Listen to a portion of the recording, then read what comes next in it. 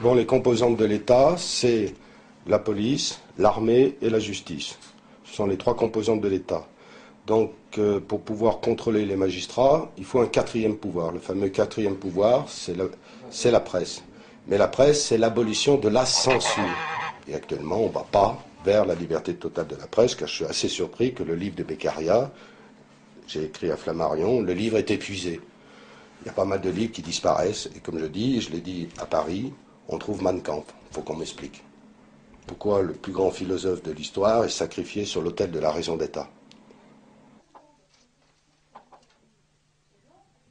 J'ignorais ce que rentrer dans un tribunal voulait dire. Je l'ai appris à mes dépens, effectivement, à l'occasion d'une simple procédure de divorce, comme je le dis.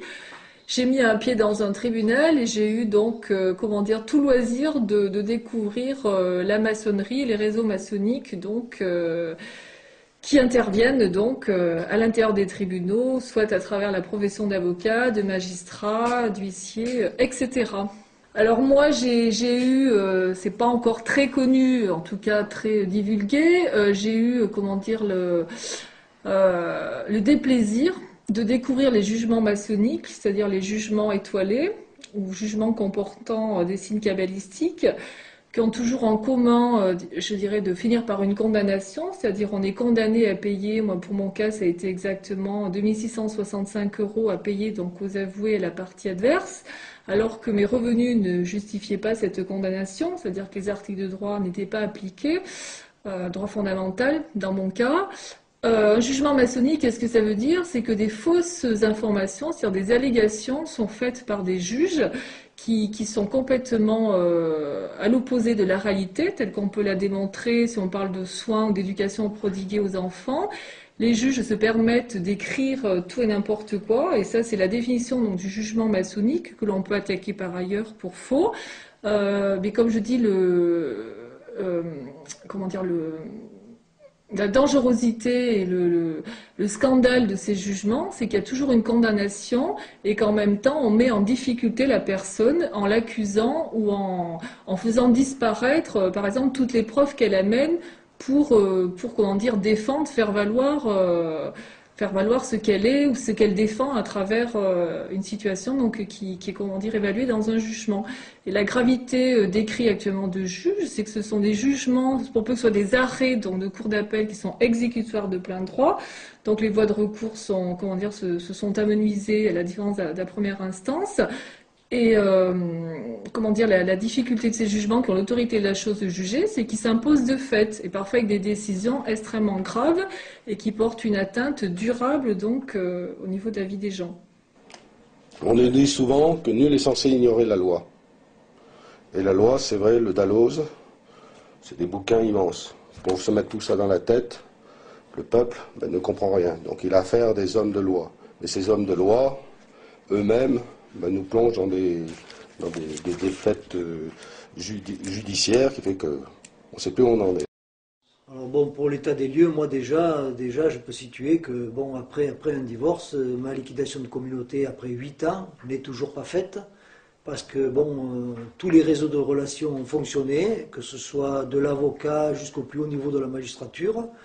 Mais de toute façon, c'est un monde corporatiste, hein.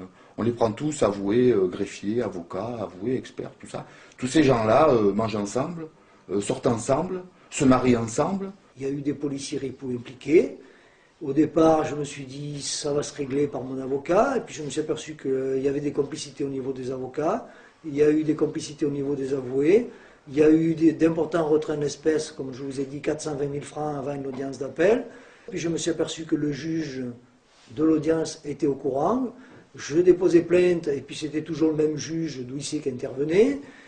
Et donc comme ça, j'ai l'impression que tout le réseau fonctionne jusqu'au bout, c'est-à-dire à partir du moment où il y en a un qui a commencé à protéger, derrière les autres continuent à protéger, jusqu'à ce que, bon, on ait des aberrations totales dans les jugements, ça fait rien, la loi n'est plus appliquée parce que ces gens-là, ils sont ensemble, ils sont du même milieu et tout le monde se protège. Ça va jusqu'au notaire. On met des prix aberrants, on m'assigne pour un partage complètement farfelu, on fait enregistrer ce partage au centre des impôts, Au centre des impôts, on me répond, ben, il y a quelqu'un qui a bidouillé dans nos ordinateurs, excusez-nous, on rectifie. Et voilà, et c'est comme ça que continue. Il y a un expert qui est désigné derrière, l'expert continue à protéger, et protège le notaire, ça fait rien, il m'a pris complètement aberrant, j'en parle de tous les côtés, on me dit, mais bon, c'est pas possible, votre maison, on ne peut pas mettre un prix du mètre carré inférieur à un appartement qui date de 1958, qui n'a même pas le double vitrage. On se retrouve comme ça, et ces policiers ripoux, je m'aperçois à un moment donné qu'ils sont tellement impliqués. Le gars, il revendait des fichiers à la franc-maçonnerie. Et donc, je comprends pourquoi mon affaire, depuis le début, est bloquée. Parce que ces gens-là, ils alimentaient la magistrature. Voilà, ils alimentaient tout le réseau des huissiers. Il y avait des huissiers qui contournaient la justice à un moment donné et qui utilisaient ces fichiers personnels des gens, revendus à une société dans le centre de la France, société à terre, qui a financé jusqu'à 600 000 € en 1 an et demi. Un certain Sikoski, un ancien commissaire révoqué, condamné pour faux en écriture privée, corruption, et j'ai tout publié sur Internet parce que j'ai vu que tout bloquait, et donc j'avais plus le choix à un moment donné. Je me suis dit, on bloque mes plaintes, on bloque tout, maintenant j'attends comme un site correctionnel, et au moins je déballerai devant un tribunal ce qui se passe. Et c'est ce qui se passe aujourd'hui, ils ont été obligés de me citer en correctionnel. Mais j'attends qu'ils aillent au bout, parce que chaque fois je leur mets toutes les preuves entre les mains. On va voir jusqu'où ils vont aller. En France, aujourd'hui, si on peut, enfin, quand on parle de l'affaire René Forné, c'est l'affaire d'un justiciable, d'un citoyen qui là aussi met un pied dans un tribunal à l'occasion d'une simple, procédure de divorce, et que 10 ans après, l'on retrouve donc, malgré qu'il avait un très bon niveau d'études, une très bonne profession, on le retrouve sans emploi, on le retrouve à essayer de récupérer des biens qui lui appartenaient, qui lui ont été substitués, on dira, par la voie administrative et ou judiciaire ou autre. Au départ, moi, on m'a dit ton affaire, c'est la franc-maçonnerie, parce que j'ai su rapidement que c'était des policiers qui étaient impliqués. J'y ai pas trop cru. J'ai commencé à lire des bouquins comme Guylaine Ottenheimer, Les Frères Invisibles, parce qu'on m'a conseillé de lire ça pour que je commence à comprendre ce qui se passait. Et puis après, bon, l'affaire Sikoski, je me suis aperçu qu'il y avait même des lettres de dénonciation qui étaient envoyées au juge d'instruction et par des employés de Sikoski. Et la juge d'instruction qui ne fait rien. Et quand on lit les pièces du dossier d'instruction, on se rend compte qu'à partir du moment où on sait qui est en cause, qui on risque de toucher, ça va trop loin, l'instruction est bloquée, on arrête. Alors corporatisme, dysfonctionnement, moi je veux bien tout ça, mais pour moi c'est du racket. On ne peut pas perdre ses biens familiaux pour des procédures qui sont montées de toutes pièces, par de la connivence. Voilà, c'est le problème, à partir du moment où on sait que c'est des francs-maçons qui sont derrière, c'est intouchable. Alors bon, je ne veux pas dire que tous les francs-maçons sont tous pourris, mais à mon avis, ça passe ce qui se passe. Il y en a qui utilisent ces réseaux pour faire des affaires. Alors on se revend des maisons, on se revend la misère du monde. On se réfugie, si vous voulez, dysfonctionnement. Non, non, non, non, il n'y a pas que ça. Je veux dire, à ce niveau-là, il faut être radical. On commet une faute, si la faute est lourde pour le magistrat, il prend la porte. Il prend la porte. Ces gens-là, par des décisions qui sont tronquées, je veux dire, nous ruinent à nous. Ils nous ruinent. Cela dit, c'est un lieu obscur, c'est un lieu, comme je l'ai dit précédemment, qui est quand même occupé par les réseaux francs-maçons. On le sait, ce sont des réseaux occultes et invisibles. Et jusqu'à maintenant, tout a été fait pour que le débat public n'arrive pas à un certain endroit, à un certain niveau, et qu'on commence effectivement à appréhender les choses de manière plus proche en termes d'enjeux au niveau de la démocratie. On retrouve des mandataires et liquidateurs, on retrouve des notaires, et la plupart du temps, quand on regarde les condamnations qu'il y a, c'est dérisoire. C'est dérisoire. Alors on nous dit, il y en a qui sont condamnés, oui, on leur met du sursis, mais comme ils sont en société la plupart du temps, ils continuent à travailler à travers la société, donc en fait, ça ne les gêne pas du tout. Alors pourquoi ces magistrats ne seraient pas jugés par le peuple, en définitive? Puisque les décisions sont rendues au nom du peuple français. Les magistrats, ça, ils ont tendance à l'oublier. Et à nous, on nous demande de respecter la loi. Alors nous, on veut bien la respecter. Mais comme j'ai bien indiqué tout à l'heure, je pense qu'un jour ou l'autre, il va y avoir un drame.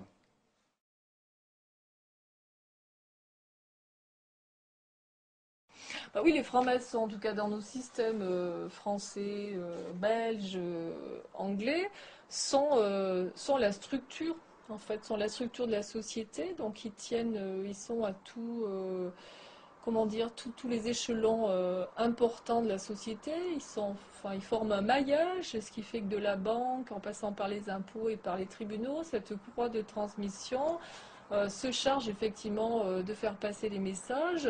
Le problème, si on en revient aux tribunaux, c'est que lorsque les francs-maçons désignent une proie qu'ils ont décidé de spolier à travers des procédures dans les tribunaux, ils demandent aux frères qui sont à la banque, aux impôts, de mettre en place les méthodes de harcèlement ou comment dire de mise en danger de la vie d'autrui, de manière à ce que lorsqu'ils ont décidé de saisir des biens ou de spolier, puisqu'ils mettent ça en place sur plusieurs années, toute la tentacule soit en place et que tout soit mis, tout soit prêt tant aux impôts, tant à la banque. C'est comme ça qu'on a des interdits bancaires qui n'ont pas lieu d'être, des frais d'agio qui se mettent, en place alors qu'ils sont créés toutes pièces, ils sont factices. Donc tout se met en place au niveau de cette chaîne, de ce réseau. Ça fonctionne extrêmement bien avec tous les gens, les proies qui ont subi les maçons peuvent prouver aisément comment ça fonctionne parce qu'en même temps, il y a toute une circulaire, c'est vraiment le système des roues, quoi. À un moment donné,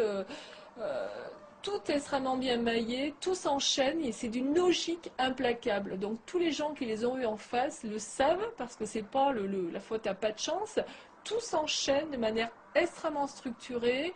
Tout est, programmé. À telle date, il se passe telle chose. Et entre autres, dans les choses qu'utilisent donc les maçons, dans les tribunaux ailleurs, ils ont des dates maçonniques, un calendrier maçonnique sur lesquels, ils interviennent. À certaines dates. Ils ont des actes très précis au niveau de dates symboliques du calendrier, ce qui leur permet aussi de donner des ordres par rapport à des fonctionnements comme ça. On parle souvent de la franc-maçonnerie. Est-ce qu'il y a du ménage à faire? Il y a pas mal de bouquins qui ont été écrits.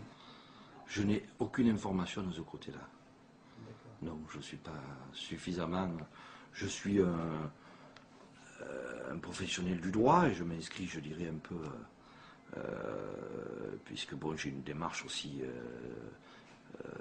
auprès des victimes depuis fort longtemps, puisque depuis plus de 25 ans je m'occupe d'aide aux victimes et je préside une association de victimes et d'infractions pénales et de médiation. Donc je dirais que je m'en tiendrai à ma mission, je m'en tiens à ma mission et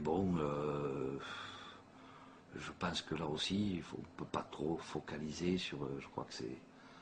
Je n'ai pas suffisamment, je n'ai pas d'éléments pour permettre de répondre objectivement, quoi.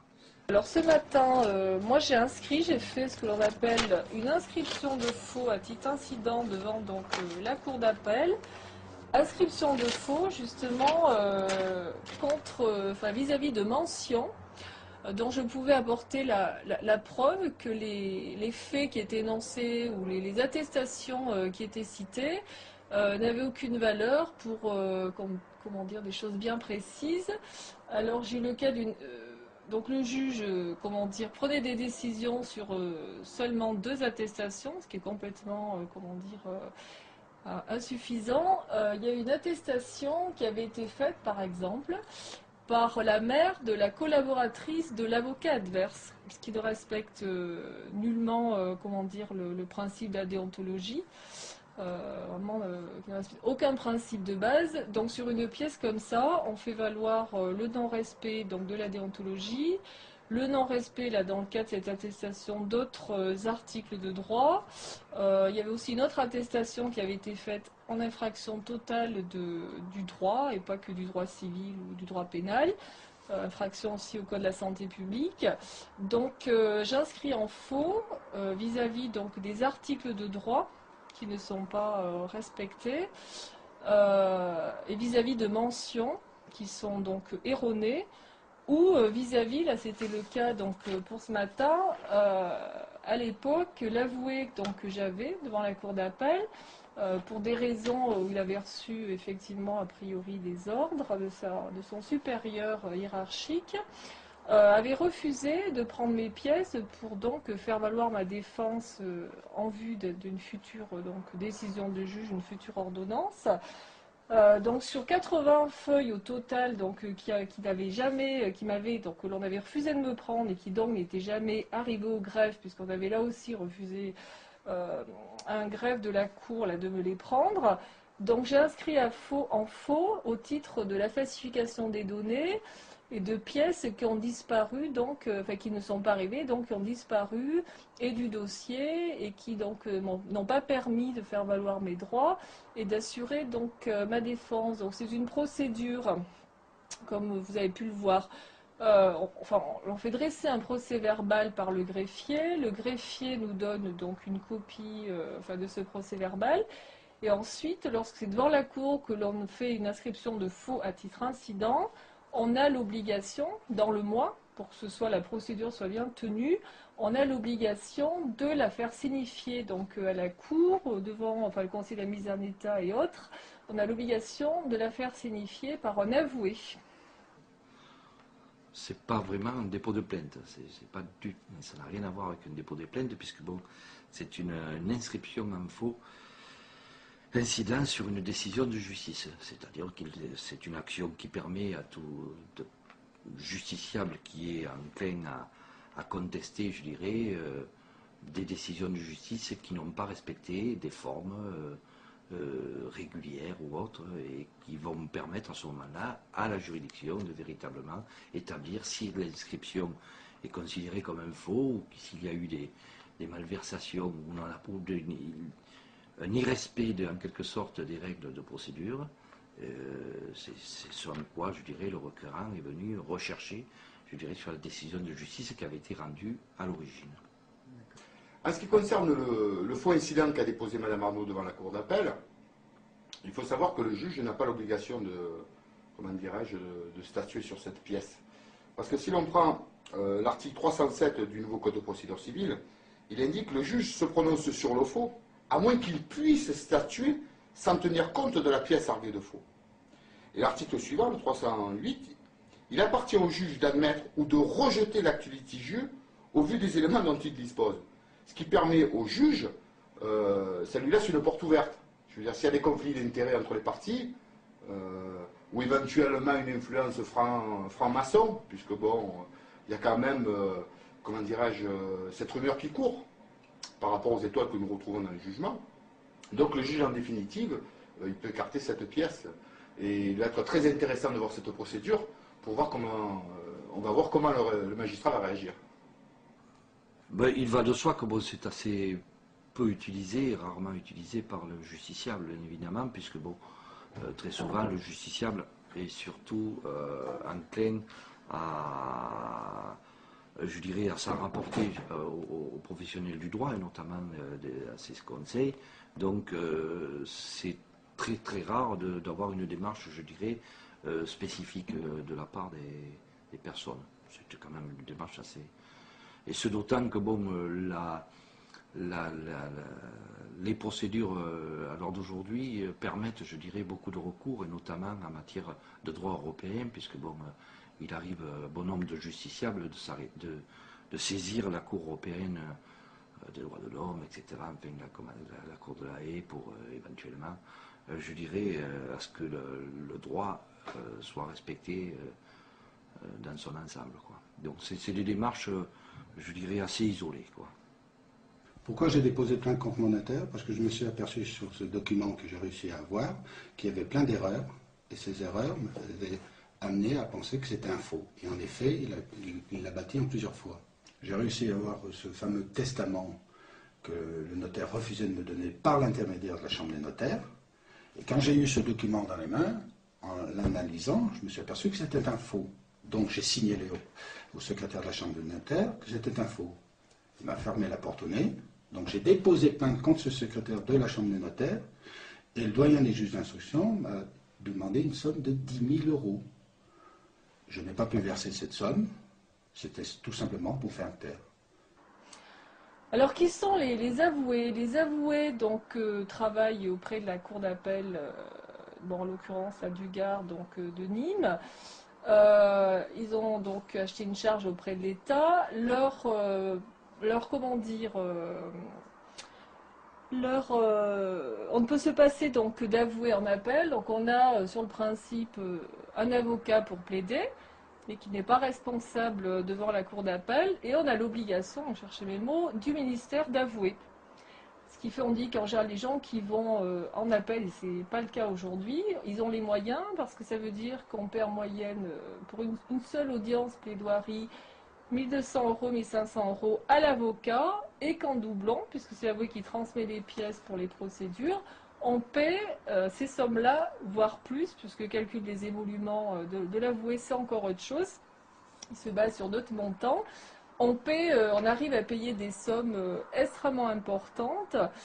Et si l'avoué est responsable pour le travail qu'il fait devant les cours d'appel, on n'est pas toujours assuré, comment dire, de son travail, à savoir de la transmission des pièces ou de la bonne, on va dire, tenue du dossier, puisqu'on est dans des relations avocat-avoué où l'avocat est censé défendre vos droits, défendre vos arguments, et l'avoué n'est censé que transmettre les pièces, un petit peu comme un avocat postulant. Et souvent, des conflits s'installent vis-à-vis de la cour, entre par exemple le travail qu'a fait ou que n'a pas fait l'avocat, ou qu'a fait ou n'a pas fait l'avoué, il se renvoie, même si c'est l'avoué qui est responsable, l'avocat n'a pas su bien travailler le dossier, n'a pas assuré son devoir de conseil, et l'avocat, souvent là aussi, va dire c'est l'avoué qui n'a pas transmis au bon moment, il a oublié de transmettre les conclusions, et malheureusement les justiciables, s'ils ne contrôlent pas le travail tant de l'avocat de l'avoué, ce qui serait presque un travail à temps complet, ils peuvent avoir, de grandes déceptions, voire plus, quoi. Un avoué, c'est un officier public ministériel. Pour moi, c'est un parasite de la justice. Le mot est peut-être fort, mais on n'a pas besoin d'un avoué, comment dirais-je, pour communiquer les pièces à la cour d'appel. Un avocat, ça suffirait amplement. D'ailleurs, il y a des avocats qui se plaignent, de cette profession. Donc, il arrive que certains avoués, ne déposent pas les conclusions initiales, en déposent d'autres, retirent des pièces du dossier, et ça, c'est très préjudiciable aux justiciables. Donc, on n'a pas à payer des gens pour transmettre des pièces. Ensuite, il y a une contradiction aussi au niveau des textes du nouveau Code de procédure civile, c'est que nous avons un article, si vous voulez, qui nous impose la représentation par un avoué. Bon. Mais par contre, il y a un article 93 de la loi Ventos, qui figure aussi dans le nouveau Code de procédure civile, qui nous dispense, parce qu'on a la possibilité de déposer des conclusions écrites, de choisir le défenseur de son choix. Donc, cette loi est très vieille, mais toujours en application. Donc, on n'a pas besoin de ces gens-là, parce qu'ils sont là juste pour apposer une signature en bas des conclusions, et se font rémunérer très grassement, parce qu'en général, si vous voulez, ils surfacturent les actes judiciaires.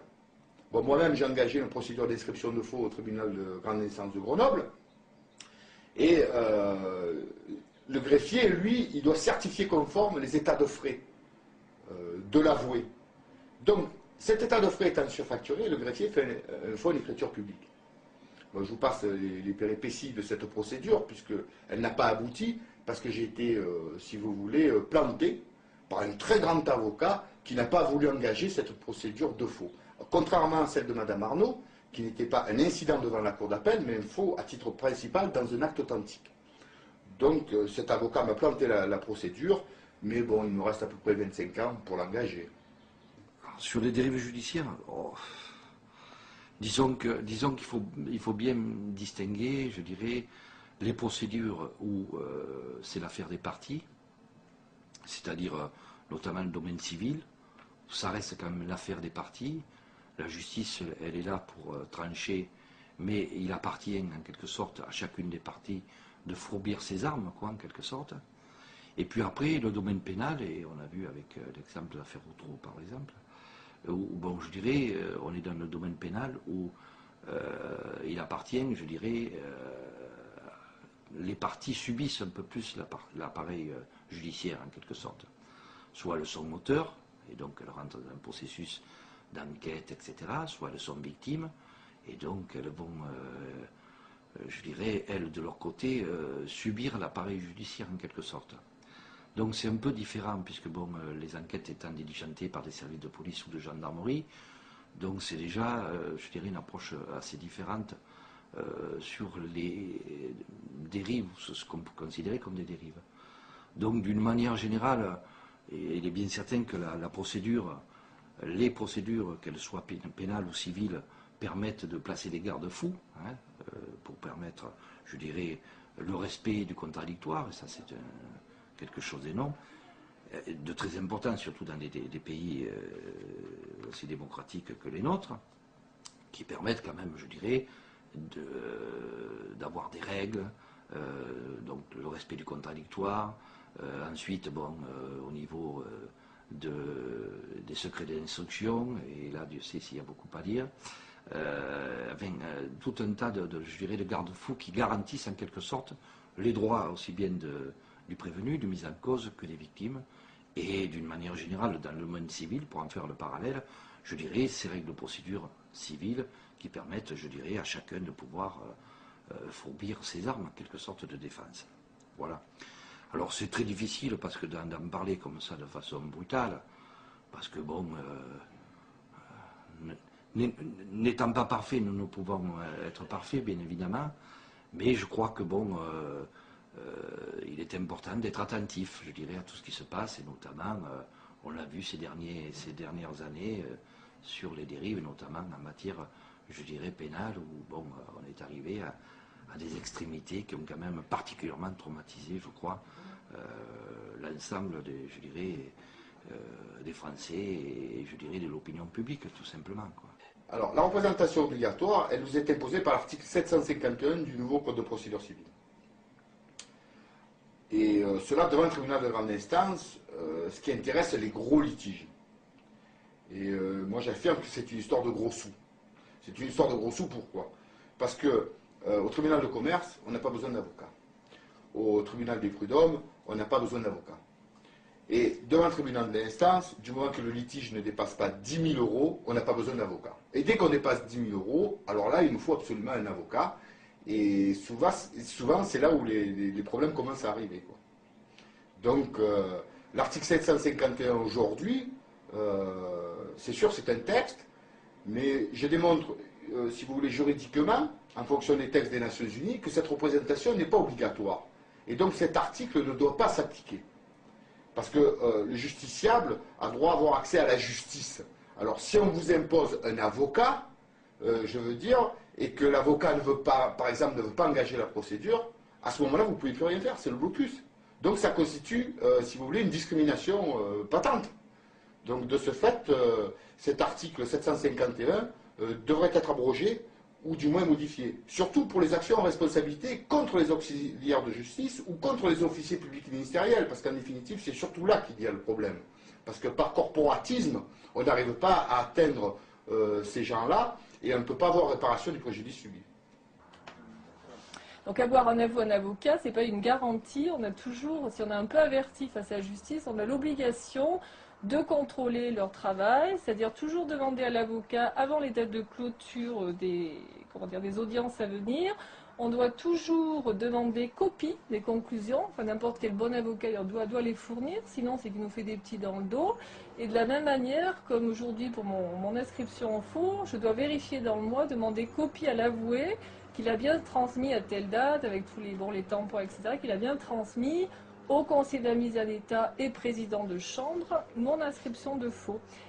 Inscription de faux qui vaut, donc l'on inscrit en faux et que ça tient entre guillemets la route, qui vaut à l'ordonnance d'être annulée et pour le coup d'être rejugée dans un délai d'un an et demi. Dans les conclusions des avocats, on se rend souvent compte qu'il y a des mensonges. Et ça, c'est contraire à leur serment. Parce que le serment, pour moi, il est violé délibérément. Parce que le serment de l'avocat, c'est « je jure d'exercer ma fonction avec dignité, humanité, délicatesse, etc. » Donc, de ce fait, des mensonges dans des conclusions au niveau de la justice ne devraient absolument pas apparaître. Il y a un autre problème majeur, c'est que les avocats vous adressent les conclusions une fois qu'ils les ont déposées. Et de ce fait, il peut y avoir une erreur qui est commise dans les conclusions parce qu'il n'y a que vous qui connaissez, enfin, il n'y a que le justiciable qui connaît vraiment son dossier. Donc il peut commettre une erreur. Et un avocat peu scrupuleux, on pourra dire, modifiera les conclusions en faveur de la partie adverse, afin de favoriser s'il y a entente.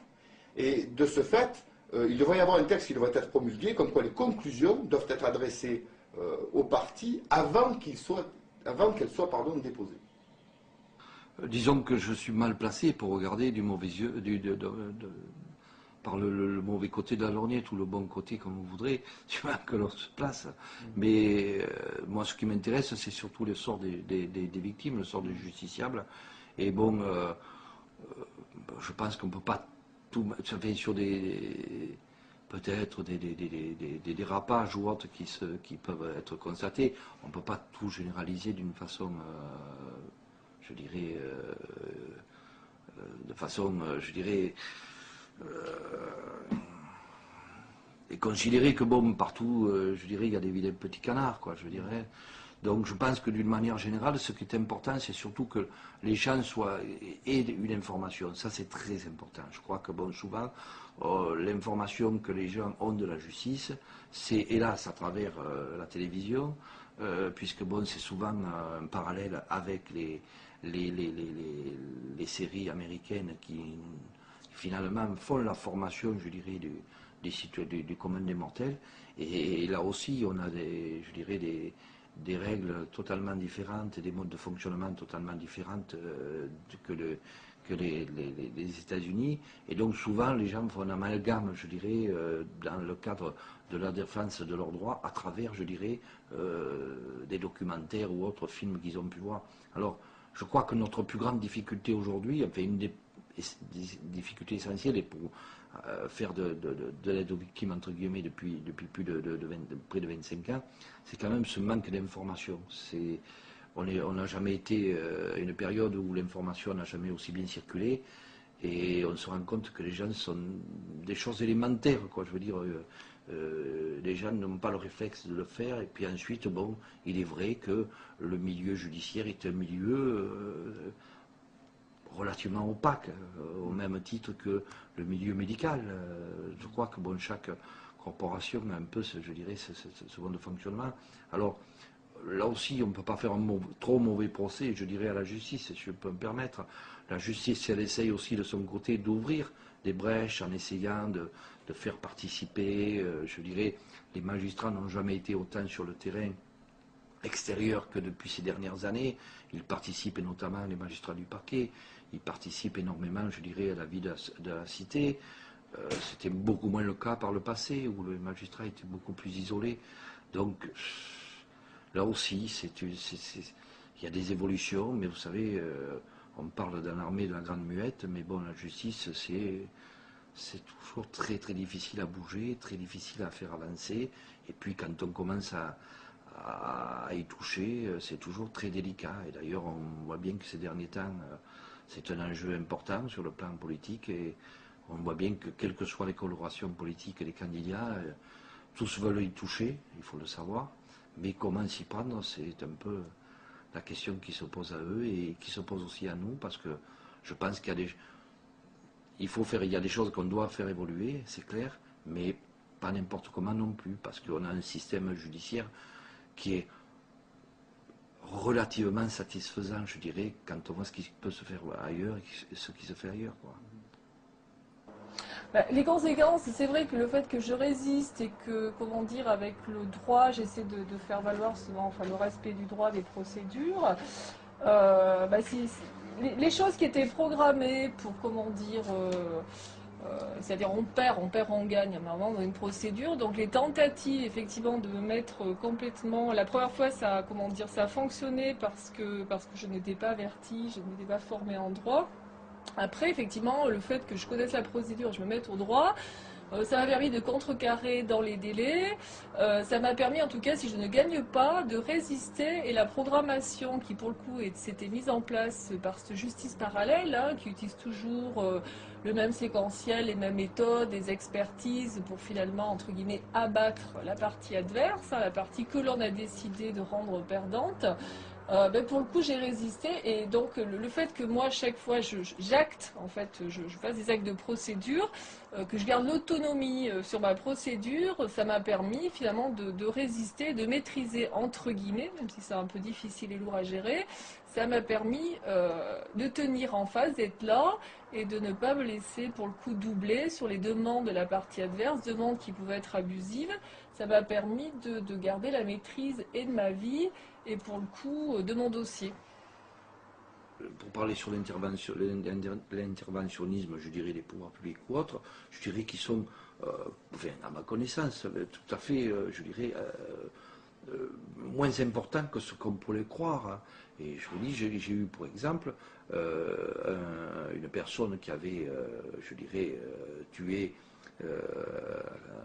par fusil un jeune qui avait enjambé un garage de nuit, etc., donc dans les conditions, je dirais, légales de légitime défense, alors que bon, il y avait une pression importante, je dirais, des médias qui souhaitaient qu'au moins une information soit ouverte devant le juge d'instruction. Le procureur a considéré qu'il s'agissait tout simplement d'une légitime défense. Il a classé sans suite, il n'y a jamais eu de poursuite, ni d'ouverture d'information. Et je peux vous dire que on avait le sentiment, enfin, il y avait quand même aussi bien de la part de la famille victime, je dirais, notamment de ce jeune, bon, qui mettait une pression telle que voulait mettre en place, etc., au moins une ouverture d'information. Le procureur a décidé que non, et je sais qu'on souhaitait qu'il y ait plutôt une information pour calmer. Il avait décidé. Donc, c'est peut-être à l'extrême que je vous cite, mais il est bien certain que les procureurs de la République, indépendamment de la politique pénale qui peut être engagée par le garde des Sceaux et donc le gouvernement, a quand même, je dirais, au regard des textes, je dirais, toute son indépendance, hein, totalement. Et donc, là aussi, ça va tenir compte aussi des caractères de chacun, hein, incontestablement. Hein. Je veux dire, vous allez avoir des procureurs, et puis il faut savoir aussi que les procureurs ne sont pas aussi ce sont des magistrats, donc ils peuvent se retrouver aujourd'hui au siège, demain au parquet, enfin ainsi de suite. Hein. Donc c'est d'ailleurs là aussi, on parle de réforme dans ce domaine, où on veut des magistrats uniquement que du parquet, où on veut que les magistrats manquent du siège. Ça aussi, il y a beaucoup de discussions à ce niveau-là, quoi, en considérant que les magistrats du siège sont totalement indépendants, puisque bon, c'est ce qu'on appelle les magistrats assises, la magistrature assise, et donc les magistrats du parquet, qui sont ce qu'on appelle les magistrats du parquet, donc les magistratures debout, qui interviennent, et qui sont soumis à une certaine hiérarchie, en quelque sorte. Des sanctions par rapport aux démarches que j'ai pu effectuer, effectivement, qui consistent à se battre contre des décisions de juge. Effectivement, c'est systématique, hein, si on ose s'opposer donc à ce pouvoir qui est un pouvoir extrêmement important et totalitaire aujourd'hui en France, hein, la justice, qui est quand même très liée aux politiques, même si la justice se dit indépendante du politique, on mesure tous les jours que c'est le contraire. La plupart du temps, ce sont les politiques qui donnent des ordres effectivement aux magistrats de tel tribunal. Enfin, c'est assez fréquent malheureusement. Oui, de toute façon, on le sait dans le réseau dans lequel on est, effectivement, qui ose s'opposer aux juges, qui ose contester les juges. Dans les 2 ans, voire ça peut être très rapide comme un peu plus long, on se fait sanctionner. Donc on trouve des prétextes c'est toujours extrêmement facile. Et effectivement, on a des actes abusifs, une fois de plus, de condamnation. Cela dit, au titre d'articles 432.4 et 432.11, les juges, lorsqu'on a des instructions pénales vis-à-vis de fautes lourdes qu'ils ont commises ou de non-respect du droit de la réglementation, leur responsabilité peut être engagée et le sera certainement vis-à-vis des mois et des années qui arrivent, et ils prennent des risques en faisant ce qu'on appelle de l'abus de pouvoir par personne dépositaire d'autorité publique. Mais moi, des mutations, il n'y a eu que ça, là, effectivement, ça m'a occupé, mais chaque fois que j'ai relevé des fautes lourdes, hein, qui sont caractérisées par le code pénal, chaque fois que j'ai fait remonter donc au garde des Sceaux et ailleurs, hein, syndicat de la magistrature, quand les juges ont vraiment abusé, n'ont respecté aucune règle de droit que l'on peut prouver, hein, avec effectivement des gros dossiers, etc., ils ont tous été mutés, compris les procureurs généraux, et à ce jour, je dirais que j'ai dû faire muter une bonne dizaine de magistrats, oui. J'en ai fait les frais, mais effectivement, il y a des magistrats qui actuellement, du jour au lendemain, ont été mutés à l'autre bout de la France. Alors malheureusement, c'est d'autres justiciables qui font les frais de ces gens-là, parce que je ne suis pas sûre que les mutations, même dans des cas comme ça, leur empêche d'être dans des comportements totalitaires et pour le coup de délinquants en col blanc.